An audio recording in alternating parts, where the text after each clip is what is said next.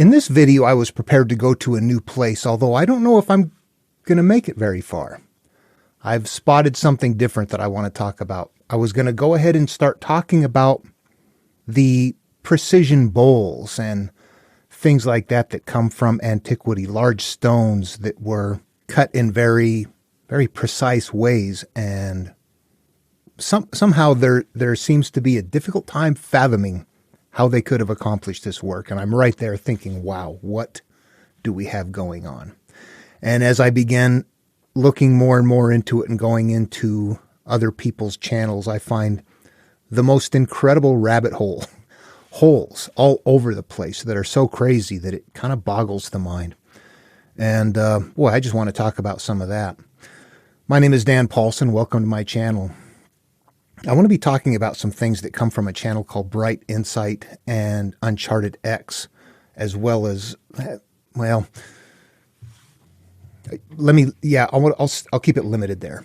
This is not going to be a debunking. There are already people out there that are showing how the work has been done, how they're sawing, how they're drilling, how the work is being accomplished. All of that is already out there. There are people who are trained historians that know much better than the conspiracy theorist people, essentially what they are. And I will tell you what motivated me to actually approach this was hearing both Jimmy from Bright Insight and I don't remember, Ben, the guy from Uncharted X, on just kind of routine occasions referring to the Egyptians as loincloth wearing kind of cavemen, uneducated, incapable people that just showed up and took over the pyramids. And boy, that's almost humanly embarrassing to just go there.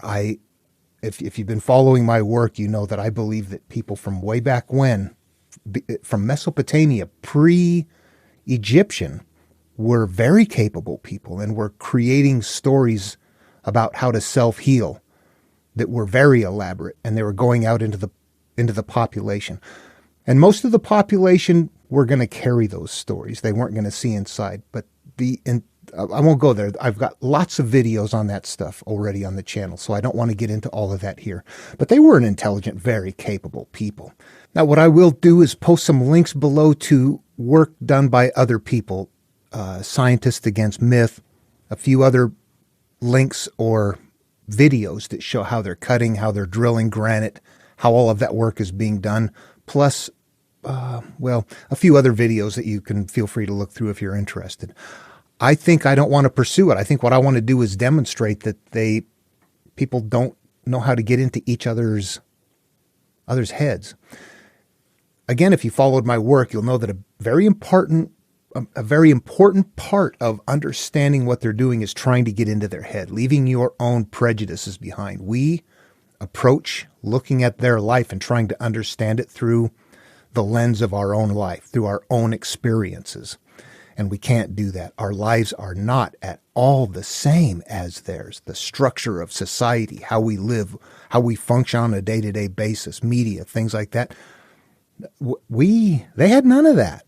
They were a very advanced people mentally that we had not yet emerged into, creating much more technology beyond working with stone and creating stories.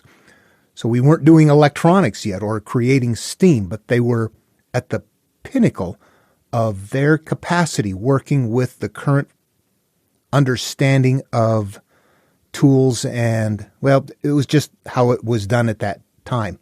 We are very much advanced in a different way. And if we're around in a couple of 100 years, people will look at us and think, boy, those people were primitive and they thought they had a handle on something. That's going to continue on. We cannot take our lives and go wonder what they were up to. What you see is incredible amounts of work. And the way that work can happen over in Egypt, where it's there, we'll look at that very specifically, is man hours. Let me throw some perspective in first. Have a look at this. Okay, in this example, I'm just going to do this to provide some perspective. This is not a good example from mass, but last year I needed to create this pad right here, and I was going to do it inexpensively. I needed 3.5 tons of gravel, and I bought it locally and was going to have them deliver it, but they said they cannot take their truck on the grass. They can't get it off the street. They'd have to dump it in the driveway. And I was like, oh, I can't have that. 3.5 tons of gravel in the driveway. So I had to come up with a different inexpensive option. And what I ended up doing was, the guy told me it was about 20 of these buckets, of those Lowe's buckets, or, about 20 of those per ton. And so I bought some extra buckets, and the place is a few miles down the road, but I drive by it from time to time. So I just started carrying the buckets in the back of my car with a shovel, and it took a couple of months, but I had all of the gravel here. So they called me Mr. Miyagi there. When they knew what I was doing, they were like, dude, that's crazy. Anyway, yeah, so it's possible you just increase the man hours. Okay, and again, I'm not presenting that as here's how they did anything. I'm simply trying to illustrate differences in ways of getting something accomplished. In today's day and age, we would probably, in an advanced culture, we would be, and what do I mean by that? By a modernized, westernized culture, you need a truck, you need a crew, you need trailers, you need machines, you need something to get that done. It's backbreaking work.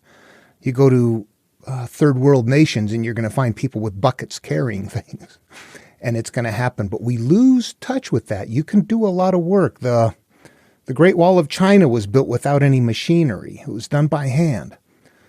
Man hours. So what do we have going on over in Egypt? What is evident is that it's very fertile, that the population boomed, and what are you going to do with thousands of extra bodies without an infrastructure, really?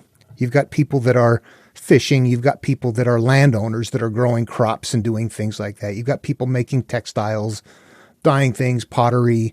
There's a bread making. There's a structure beginning, but there's a lot of extra people, and they don't have zippy marts or all gas stations. There's all kinds of things that we have that we're occupied with that were not a part of their life at all. They had simple lives. They were intelligent people without all the crap that we have going on. They had simpler lives. They had more time on their hands to figure this out and to work on it. They didn't get up in the morning and go to their job and then come back later and go cut stones. This was their life. They did this by tens of thousands, maybe hundreds of thousands of humans over generations, cutting stone. This is a process. You get up, you're a stone cutter. These things are not being made when they're ordered. They're constantly happening. They're a part of the structure, like making textiles or something else. You have a business going on. And for a while, that really emerged and was a big thing. Eventually, the society collapsed. All of them do.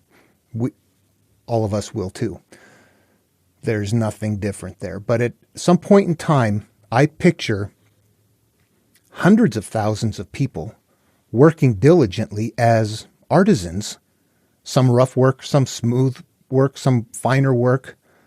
And I see no reason to think that they could not do it simply because people today cannot fathom that kind of work because they can't get out of their own conceptualized idea of what life must be like. If you didn't have those things, you wouldn't know it. If the store's a couple of miles away, you can't imagine getting there unless you've got your car or bicycle or something, bus, some sort of transportation. 200 years ago, they would have rode a horse or walked, and they wouldn't have even thought about it. They wouldn't have even thought about it being a problem. It would have just been what they do.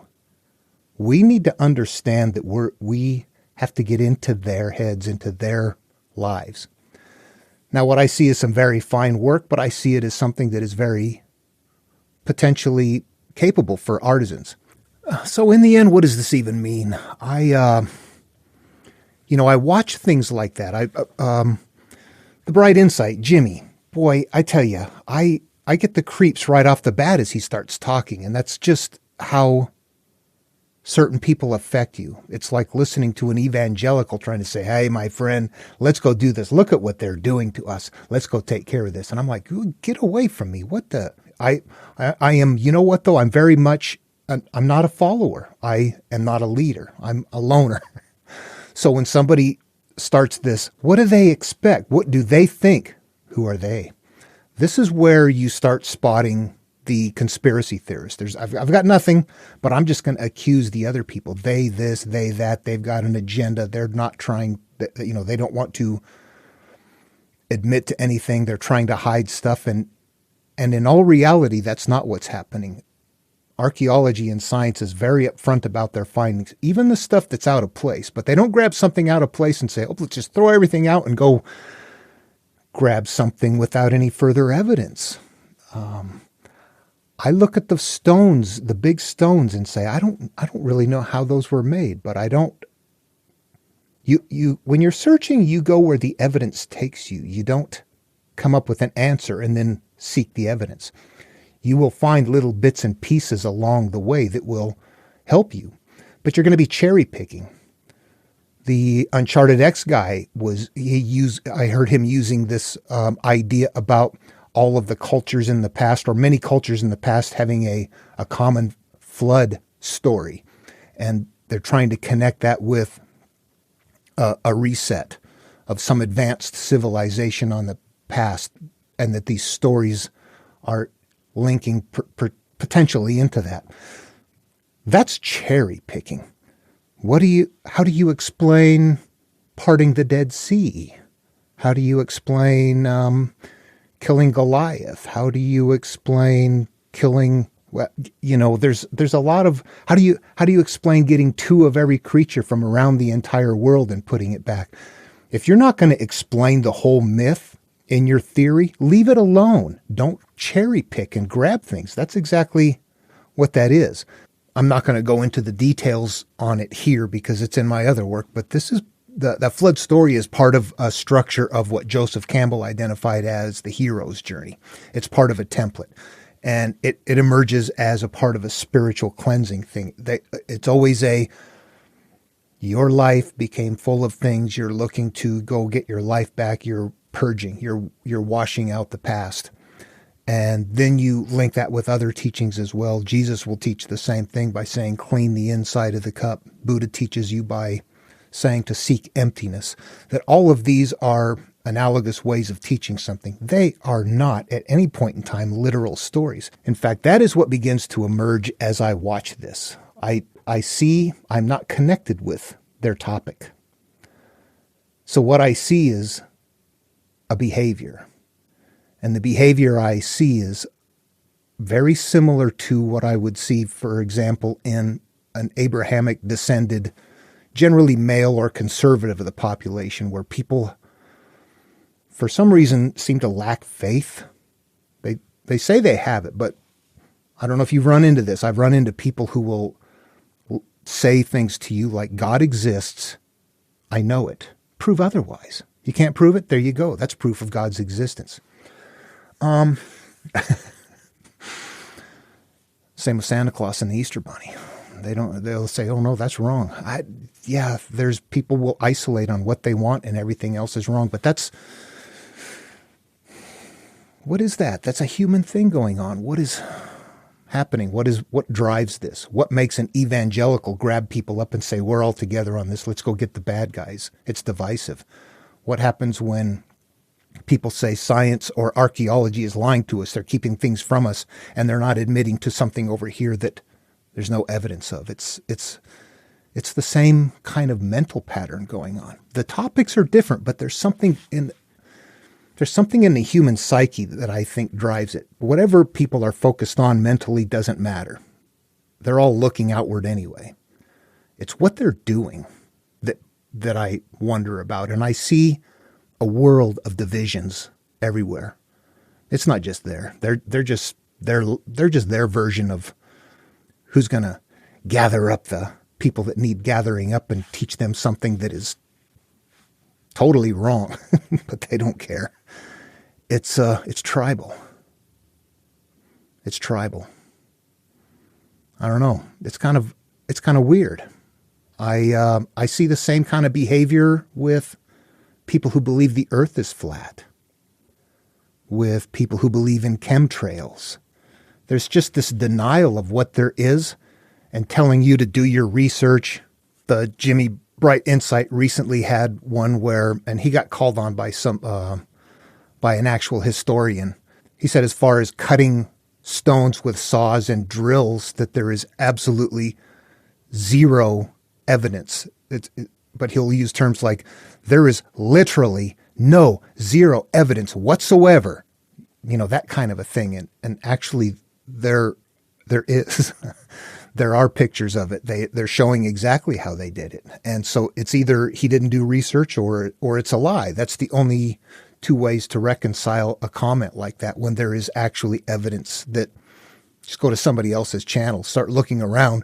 If you actually do research, that means open up to what there is, look at a lot of different ideas without a conviction of what you believe, and see what's actually there, and base your final thinking or leave it open if you don't have an answer. So let's go bring in some more perspective. Number one, what if there was? What if there was a civilization that was advanced and is now gone? What if that's happened more than once? What if it's happened 10 times? At what point in time does that change what we have going on now in life? It keeps people focused, I think. It's a fun thing to keep your mind focused on. And I think people do that. But I think there's nothing wrong with that until that kind of a focus starts getting into the way of reality and teaching people absolutely wrong things and continually maintaining a divisive mindset. More and more today, people are getting into media and wiring into things that they're very specifically interested in. I think we're not as much getting out into the world and seeing a larger exposure and evaluating things for ourselves and networking our brains that way. What we are doing is observing and getting into things that we like, and we get networked into that. I believe if any of us really open-mindedly thought about this, we would understand that if we could look at our own life and where we emerged from and when we became aware and what our life experiences were and how we are now today emergent from those experiences, that if you could imagine taking yourself before those experiences after birth and removing yourself completely from your country, your culture, everything, and raise you someplace else, that you would emerge as something completely different, that we become products of what we come from. And if we leave that in place, we don't change from that. We don't open up to something different, but we wire based on what we focus on. We become what we focus on and what we want. And what am I getting at here? Yeah, that we need to understand that as we're watching television or we're getting caught up in something all the time, that doesn't mean that is what is true. It feels true to us. We become products of what we continually consume. People that watch Fox News are right-wing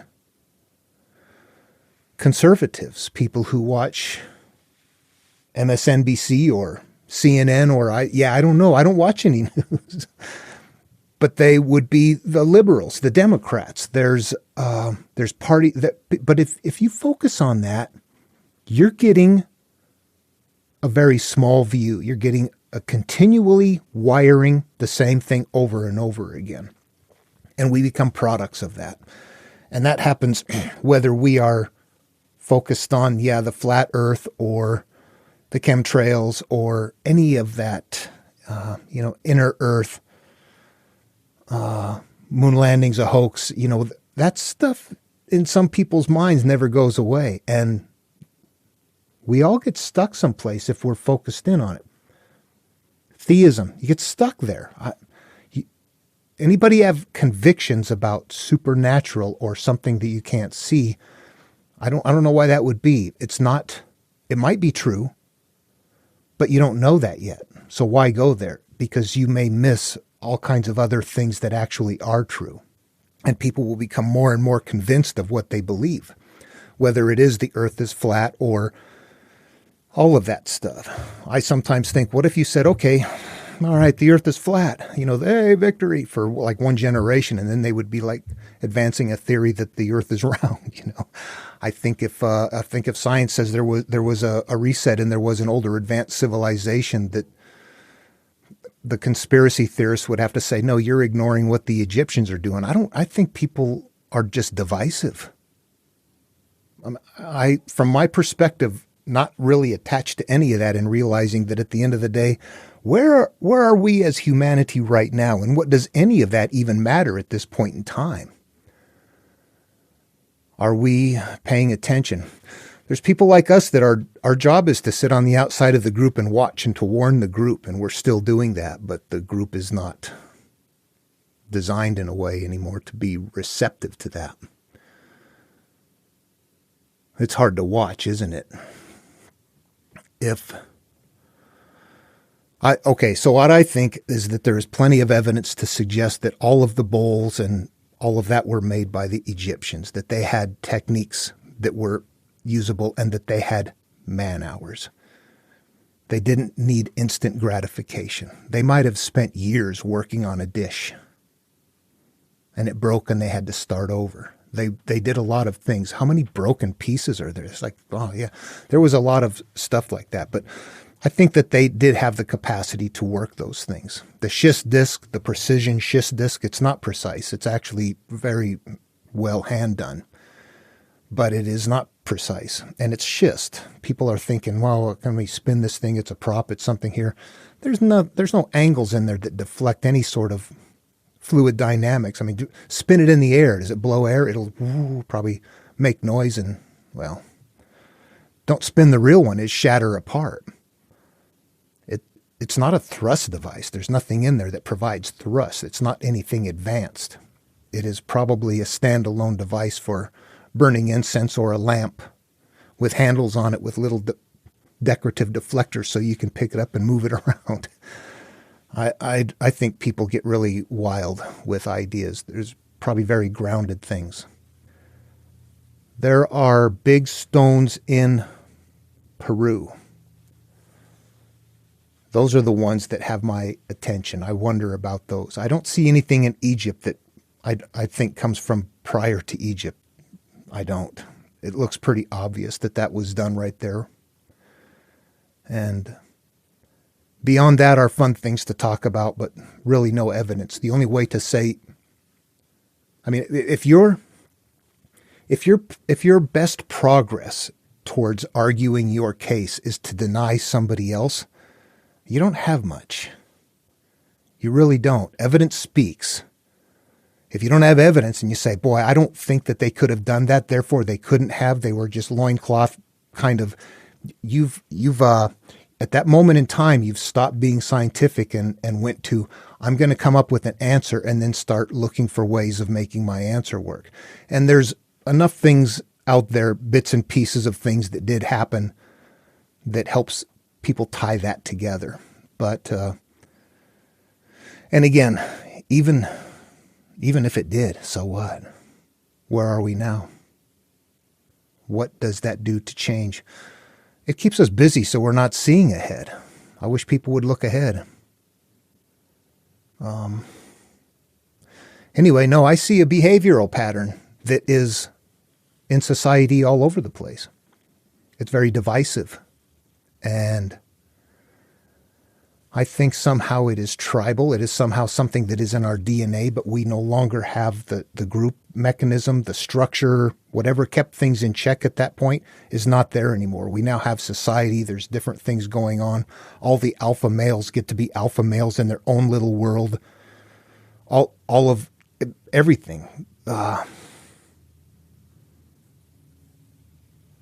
And groups still form. Tribes still form.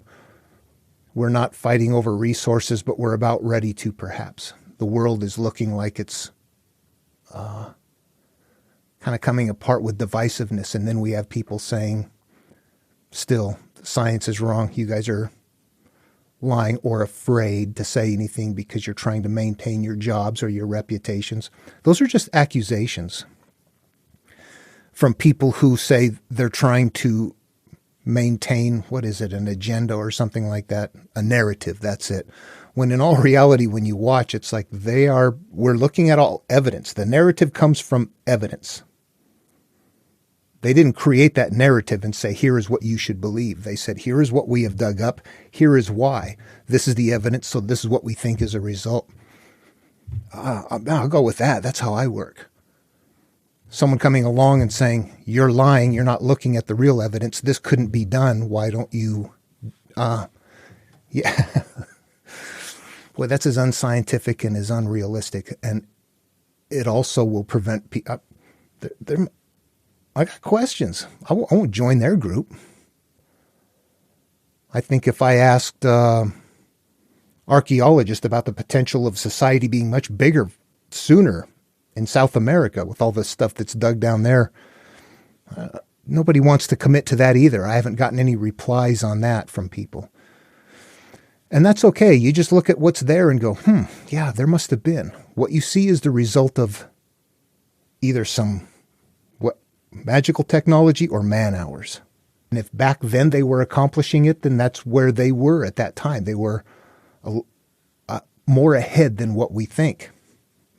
Okay, that's fine. I don't think we have to go to anything beyond that.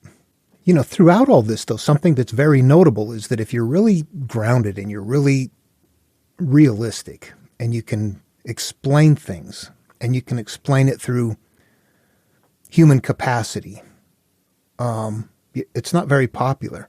The more realistic things are, it seems like the smaller the group is. If you were to look at these channels on the ones that are the conspiracy theorist ones, the ones that are we're looking for the truth, the real truth, while they're denying science kind of groups, you will find those groups hugely popular. If you find the debunking sites that say, no, we can drill it and show you how it works, how the core comes out, and how it looks like Petrie's core, all of that stuff. They can show you that, and those are not very popular. People want fantasy over reality. But I think also, like I referred to in the beginning, that people just can't get out of their own life experience. They look at life and they can't imagine what it's like to not have those things. It is very difficult, actually, to consider. I've spent a long time doing this, trying to understand their stories, where I would sit in the desert many hours in my life, honestly. I don't think a lot of people have that kind of time. Solo jobs were hours alone. I had a lot of time to contemplate, and they did. But it was very difficult for me to imagine what it's like if I'm a shepherd kid that can't read or write, that I only hear stories, I hear them periodically, that I talk to people, and that's my life. I'm trying to eat, I'm trying to do my job, whatever it is, I'm trying to find things to do. It's difficult for us to put ourselves in their position and understand that it was no big deal to them, that was their life, that was normal. And lacking that capacity, it's difficult to understand somebody's place. It's incredibly important for us to be able to walk in somebody else's shoes, get in their heads. Or it's difficult to understand. I think it's maybe impossible in cases like this. There may be other things going on. There's a lot of popularity. There's a business proposition. I don't want to go there. I'm not going to go critical on anything against them because they're not different. In this world of people making claims and denouncing someone else, if you step back and you disassociate from anyone's beliefs or convictions or desires, and you just realize that there's a behavior going on, what you see is a bigger picture, that there is a human behavior that is caught up in a lot of small details here and there. But that human behavior, underlying behavior, is nevertheless there and is quite possibly the driving force for all the other stuff.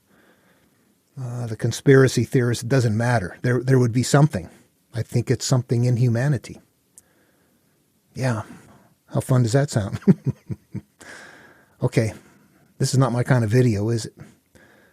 I'm not sure what to do. Love one another, and I'll see you in the next video.